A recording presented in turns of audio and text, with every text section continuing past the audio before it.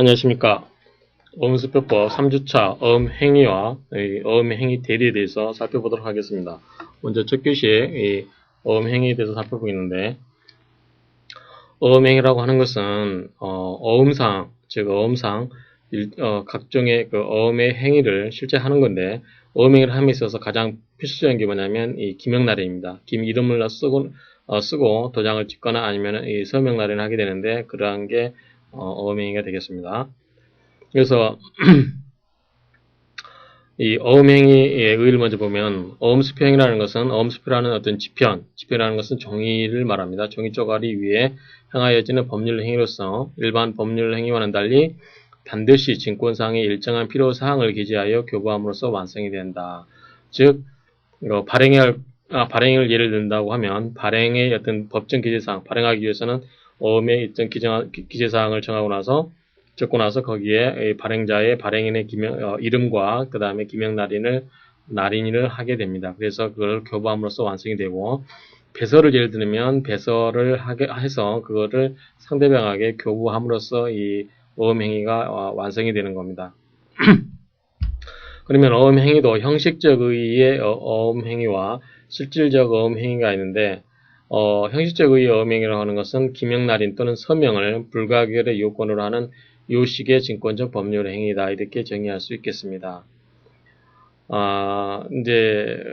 예컨대 어음행위를 예를 들어서 어음행위 종류를 보시면 여러 가지가 있는데, 예컨대 발행도 있고 배서도 있고 보증도 있고 인수, 참가인수 여러 가지가 있을 수 있는데, 예컨대 발행을 예를 들면은 발행함에 있어서는 일정한 기재사항을 정하고 나서 거기에 기명날인을 해서 하게 되는데, 반드시 필요한 거 발행, 배서, 보증, 인수, 참가인수 이게 모두 다 어음행위인데, 이 어음행위의 공통된 특징을 가지고 어떤 개념 잡기는 쉽지 않습니다. 다만 가장 기본적으로 공통된 것은 이 각각의 어음행위에 어음행위자가 있고, 그 어음행위자의 날인이라든가 서명이 반드시 필요하다는 점입니다. 그래서 형식적 의의의 어음행위는 이 기명날인 또는 서명을 불가결의 요건으로 하는 요식의 증권적 법률행위다, 이렇게 정의할 수 있겠고요.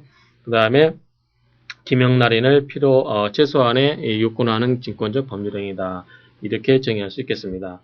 실질적 의의에 대해서는 방금 본 것처럼 발행, 배서, 보증, 인수 이 모든 이런 것의 공통된 특징을 찾아내기가 쉽지가 않습니다. 그래서 이 실질적 의의의 이 어음행위에 대해서는 이것을 긍정하는 견해와 부정하는 견해가 나눠져 있습니다. 그래서 부정하는 견해에 의하면 이 발행이면 발행의 어떤 독특한 어음행위가 있고, 배서라든지 보증이라든지 그 각각의 특유한 그런 게 있기 때문에 발행, 배서, 보증에 다 아우를 수 있는 그러한 어음행위의 종류를 찾기가 힘들다라는 점이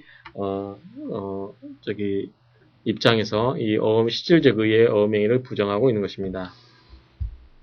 그다음에 어음행위 종류에 보면은 이렇게 환음 같은 경우는 발행, 배서, 보증, 인수, 참가 인수 이렇게 5가지가 있고요. 약속어음은 발행, 배서, 보증, 인수라는 건 있을 수 없다고 그랬죠. 왜 그런 거 아니? 인수는 누가 한다고 그랬죠? 그래서 환해음은 다시 이제 설명을 좀 드리면, 환음 같은 경우는 발행인이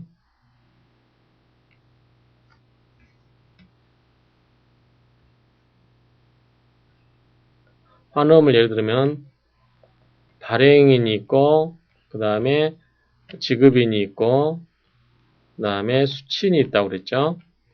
그래서 환음에 발행을 해서 환음을 발행한 사람이 이걸 수취인에게 교부를 하게 되면 수취인이 지급인에게 가서 돈을 달라 이렇게 할 수 있는데, 지급인이 돈을 지급하고 안 하고는 자유라고 그랬습니다. 그래서 이 사람 수취인이 불안하기 때문에 지급인에게 돈을 확정적으로 지급할 것입니까? 라고 물어봤을 때 지급인이 오케이 또는 부정을 하게 되는데, 오케이 하는 경우에 이것을 인수라고 한다고 했습니다. 인수를 하게 되면 지급인이 뭘로 바뀐다고 그랬죠? 인수인으로 바뀐다고 그랬습니다. 그래서 인수인은 무슨 어떤 책임을 진다고 했죠? 주채무자로서의 최종적인 책임을 진다라고 했습니다.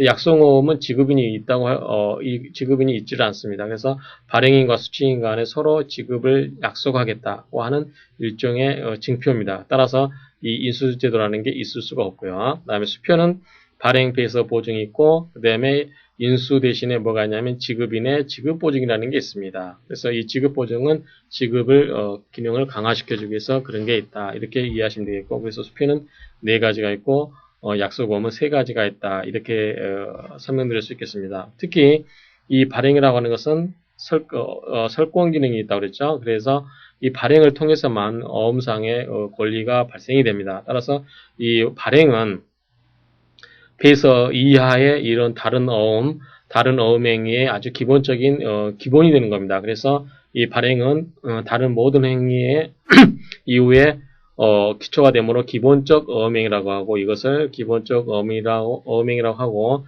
이 이후의 것을 뭐라고 하냐면 부속적 어음행위라고 합니다. 그래서 이 발행은 기본적 어음행위라 한다. 이 점도 아울러서 알아두시고요. 그 다음에 어음행위의 성립 요건은 뭐냐면, 우리가 첫 주에 유가증권론을 공부하게 되면서 유가증권의 작성과 교부가 있어야 된다고 했습니다. 마찬가지로 어음행위도 유효한 어음행위가 있기 위해서는 어음행위가 유효하게 작성이 돼야 되고, 어음이라는 게 그 작성한 어음을 어떻게 됩니까? 교부를 해야만 됩니다. 그래서 이 작성 행위와 교부 행위가 결합이 되어서 유효한 어음행위가 완성이 되는 겁니다. 그 다음에 어음행위의 이 형식적 요건으로서는 보게 되면 성립 요건에서 먼저 형식적 요건을 보시게 되면 법정사항의 기재가 있습니다. 이것은 다시 한번 말씀드리지만 어음수표는 뭐다? 요식증권성이다. 요식증권성이다. 그래서 일정한 기재사항을 기재하도록 하고 있습니다. 그래서 이런 것을 기재하지 않으면 원칙적으로 어음 자체가 무효가 된다. 이렇게 했습니다. 다만 문제 어음수표가 이렇게 있을 때 보통은 이 어음상의 표면상 이렇게 하는 거죠. 그런데 뒤에다 하는 거. 그 다음에 또 보전이라는 것은 덧붙인 종입니다. 이게 덧붙인 종이가 이렇게 있다든지 또는 등본, 다른 여러 가지 몇 통 있을 때 이 등본에 하는 경우 원본이고 이것에 하는 어음 행위가 있고, 이게 반드시 여기에만 해야 되는 게 있는데, 이 보전이라든가 등본에 허용되는 어음 행위는 배서나 보증은 이게 허용이 됩니다. 그렇지만 발행이라든가 인수라든가 이런 것은 반드시 어음상에 해야만 되고요.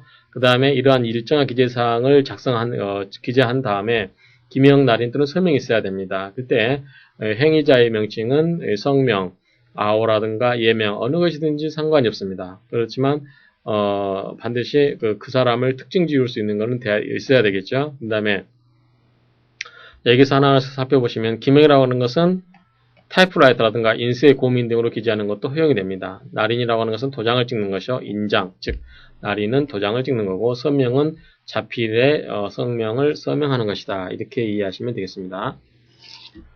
어음행위 성립 요건의 첫 번째 형식 요건에서 이 기명, 날인하고 서명을 좀 더 부연 설명해드리면, 자, 기명, 무인은 뭐죠? 엄지손가락으로 찍는 거고요. 지장, 손바닥이라든가 손으로 이렇게 찍는 건데, 이런 거는 무효입니다. 그래서 반드시 기명, 날인하고 서명만 돼야 된다. 이렇게 생각하시면 됩니다. 근데 상식적으로 생각할 때는 지문을 찍는다든지 그러게 되면 오히려 그 사람의 인적 정보가 확실하기 때문에 더 안전한 거 아니냐라고 하는데, 일단은 이 기명, 날인이라든가 서명만 인정이 되고, 무인이라든가 지장으로 하는 것은 인정이 되지 않습니다. 그러면 기명한 사람의 명의와 날인의 명의가 일치하지 않은 경우는 어떻게 되냐? 이때 판례는 유효하다고 보고 있습니다. 예컨대 어음행위를 하면서 제가 하면서 나, 승, 성 이렇게 하면서 뒤에다가는 긴말자 도장을 찍었다. 이겼을 때 일치하지가 않잖아요. 그렇지만 이것이 무효가 되지는 않고 이것도 유효한 것이다 라고 판례는 보고 있다라고 합니다. 그 다음에 참고사항으로 회사 기타 법인 행위가 있는데, 회사 같은 경우는 예컨대 쉽게 이야기해서 어떻게 하냐면 A 주식회사가 있으면 A 주식회사하고 A 주식회사 이렇게 어음행위를 발행하면 이거는 안 된다는 것입니다. 왜냐하면 주식회사는 법인 자체가 어떤 어음행위를 할 수 있는 건 아니죠. 그래서 그거를 대리할 수 있는 사람, 기관이 있어야 됩니다. 그래서 A 주식회사 대표이사 누구누구 대표이사인 이렇게 돼야 됩니다. 그래서 이런 형식으로 되어야만 이 회사의 어음행위가 되는 거죠.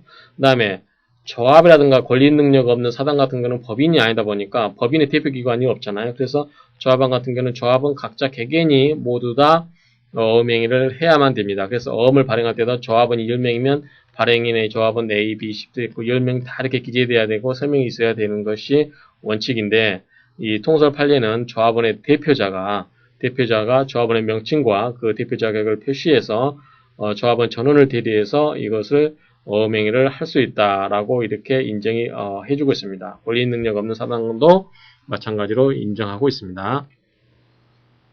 그다음에 실질적 요건으로서는 이제 크게 해서 우리 민법에 있어서의 법률행위 하기 위해서는 당사자가 능력이 있어야 되죠. 그 다음에 목적이 한목적성이어야 되고 의사와 표시가 일치해야 된다. 이 요건을 갖춰야 됩니다. 그래서 형식적인 요건에서는 기명날인이 있어야 되는 거고 그 다음에 실질적 요건에서는 이 어음행위를 하는 사람이 실질적으로 어음행위를 할 만한 능력이 있어야 되고 그 다음에 어음행위 목적성을 갖고 있어야 되고 의사와 표시가 일치를 해야 된다. 이러한 요건을 갖췄을 때만이 어음행위가 성립하게 된다라는 뜻입니다. 먼저 어음행위의 당사자의 능력을 보게 되면 실질적 요건으로서 당사자 능력을 보게 되면 자, 어음 능력에도 두 가지가 있죠. 어음 권리 능력이 있고 어음 행위 능력이 있습니다. 이렇게 어음 권리 능력이 있고 행위 능력이 있는데 우리 민법에서도 사람은 사람은 생존하는 동안 3조에 생존하는 동안 권리 능력을 갖는다 이렇게 됐죠. 권리 의무를 갖는다 할 때 이 능력을 가진 사람은 자연이 됐든 법인이든 모두 어음상의 권리 능력을 갖는다. 즉 민법상의 권리 능력을 가진 자는 뭐든 누가 됐든 간에 어음상의 권리 능력을 갖는다. 다만 이제 회사라든가 이런 경우에는 회사라든가 법인 같은 경우는 정관의 회사가 어떠한 영업을 할 것이다라고 목적을 제한해 놓고 있죠. 그게 이제 정관상 목적에 의해서 제한을 정해놓고 있는데 여기에 대해서는 학설이 목적 이외에 여음행위를 할 수 있는지에 대해서도 학설은 이 찬반으로 나뉘어져 있고요. 권리 능력 없는 사단에서도 마찬가지고 견해가 대립되어 있습니다. 법인격 없는 조합 같은 경우도 아까 말씀드렸다시피 판례는 모두 옛날 원칙적으로는 조합은 100명 모두가 이렇게 어음행위를 해야 되지만 그렇지 않고 대표 조합원이 하는 것도 판례는 인정해주고 있다. 이렇게 말씀드렸고 책임은 조합원이 공동으로 책임을 진다. 즉 조합원 한 명 중에 자기는 이 어음행위를 하지 않았기 때문에 책임을 지지 않겠다. 이렇게 할 수 없는 거죠. 그래서 이 원칙적으로는 각자가 모든 조합원이 이렇게 해야 되지만 대표 조합원이 어음행위를 할 수 있고 책임은 거기에 서명을 기명날인을 하지 아니하였다 할지라도 책임을 진다는 점, 이 점도 염두에 두시기 바랍니다. 자, 어음행위 능력은 우리 민법 총칙에서 행위 능력과 또 비슷하다고 볼 수 있습니다. 먼저 의사 무능력자. 의사 무능력자는 당연히 무효가 되겠죠. 이 사람은 어음행위를 할 수가 없습니다. 그렇지만 어음 자체가 무효가 되는 건 아니죠. 그래서 이 의사 무능력자의 어음행위가 무효이지만 어음 자체는 무효가 아니다. 무슨 말이냐면 자, 의사 무능력자가 어음을 이렇게 발행을 했습니다. A라는 어음을 이렇게 발행을 했는데 자기는 이렇게 발행을 했는데 이거 자체는 무효가 되는 거죠. 무능력자는. 그렇지만 이걸 다시 B한테 넘겨주고 C한테 넘겨주고 D한테 넘겨주면 이 자체에 대해서는 유효하다 이겁니다. 그 관계에서는 유효하지만 이 A라는 사람은 어음행위 자체에서 능력이 없기 때문에 어음행위가 당연히 무효이다. 이렇게 생각하시면 되고요. 행위 무능력자, 즉 미성년자라든가 한정치산자 이런 경우는 법정 대리인의 동의를 받아서 어음행위를 할 수 있습니다. 민법하고 똑같습니다. 그 다음에 전제 시kim 입증 책임은 행위 시에만 발행되고 능력을 상실하여도 이 어음행위는 효력을 발생합니다. 그래서 행위 시에만 존재하면 되는 거고요. 입증 책임을 주장하는 자는 입증 책임자는 능력이 없음을 주장하는 자가 입증을 하게 됩니다.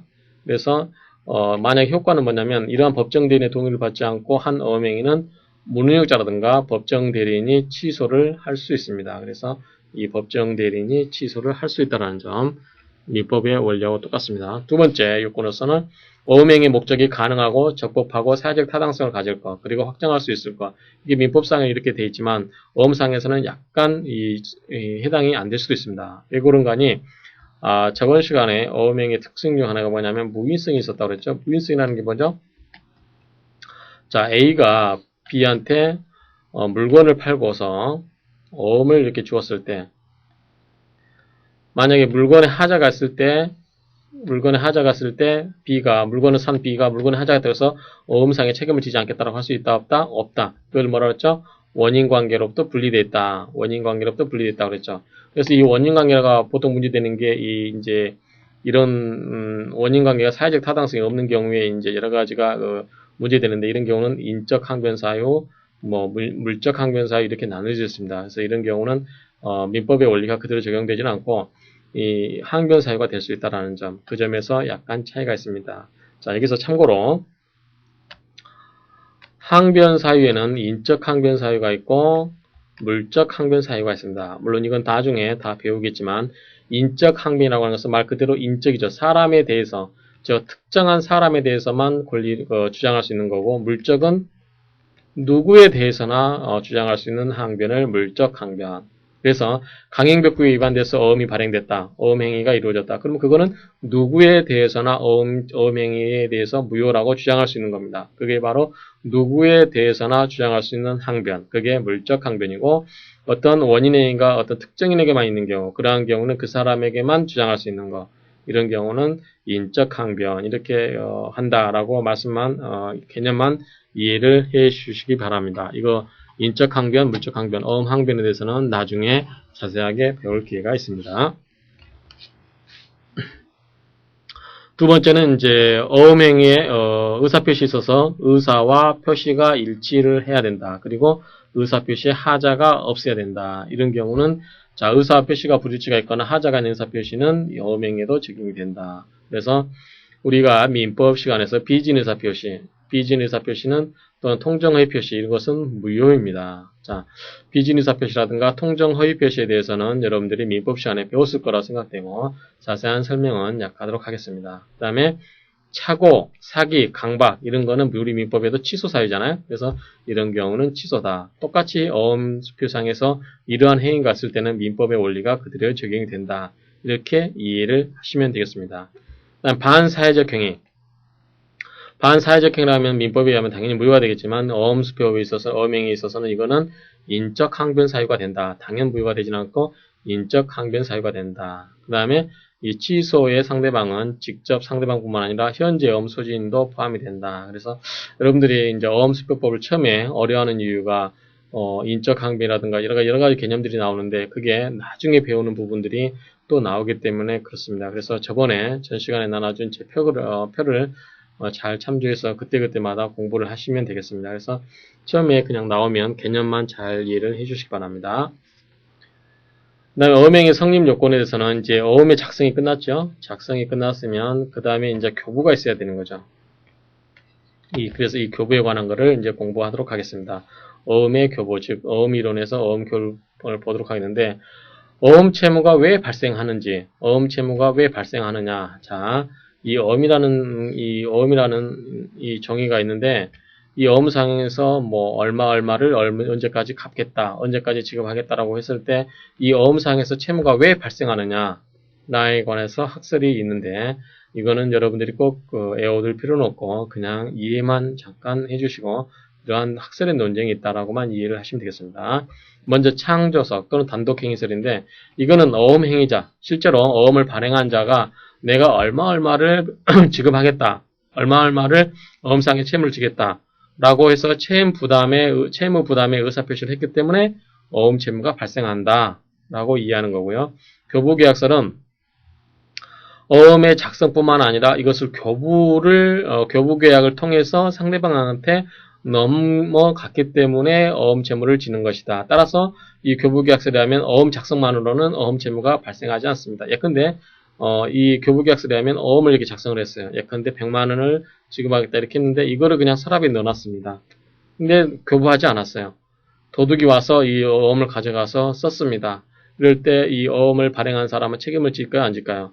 만약에 창조설에 의하면 책임을 지겠죠. 왜냐하면 이때는 교부가 필요 없고 단지 채무 부담의 의사표시를 한 것이니까 있는 거는 책임을 지겠지만 교부계약서에 하면 교부를 한 게 아니잖아요. 그냥 도둑을 맞은 거잖아요. 그렇기 때문에 이것은 어음 작성이 끝나고 교부계약이 정상적으로 이루어진 게 아니기 때문에 이 교부계약서에 하면 책임을 지지 않습니다. 그래서 어음 채무의 발생이 되고 안 되고는 이 학설에 따라서 이렇게 차이가 납니다. 그래서 그러한 의미가 있다는 것만 여러분들이 이해하시면 되겠습니다.